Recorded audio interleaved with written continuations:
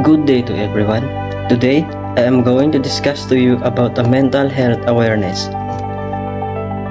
Mental illness affect 19% of the adult population, 46% of teenagers, and 13% of children each year.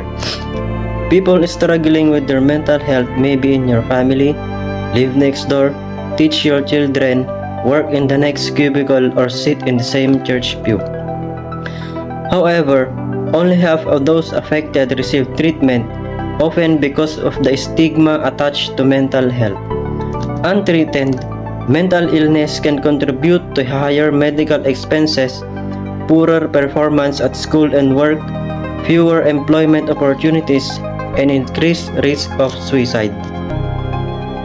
What exactly is a mental illness? A mental illness is a physical illness of the brain that causes disturbances in thinking, behavior, energy, or emotion that make it difficult to cope with the ordinary demands of life.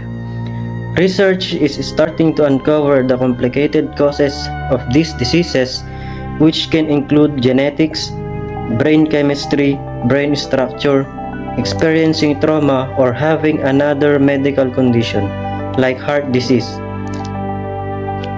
One of the most common mental health condition is anxiety disorders. Anxiety disorders are a group of mental health conditions marked by excessive, persistent fear or worry that disrupts daily life. Unlike normal anxiety, these disorders involve disproportionate reactions to situations, often leading to cognitive symptoms. Here are the key characteristics of the anxiety disorders. Number 1 is symptoms, which include psychological, persistent dread, irritability, difficulty concentrating, and intrusive thoughts.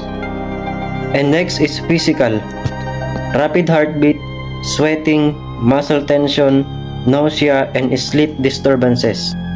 And number 2 is types. General anxiety disorder or GAD, chronic worry about everyday issues. Next, panic disorder, sudden intense panic attacks with physical symptoms like chest pain. Social anxiety disorder, fear of social scrutiny or embarrassment. Phobias, irrational fear of specific objects or situations.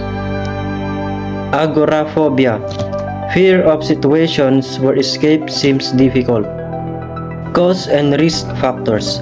Anxiety disorders arise from a mix of genetic predisposition, brain chemistry imbalances, and environmental triggers like trauma or chronic stress. And treatment, psychotherapy, cognitive behavioral therapy, and exposure therapy help reframe negative thought patterns.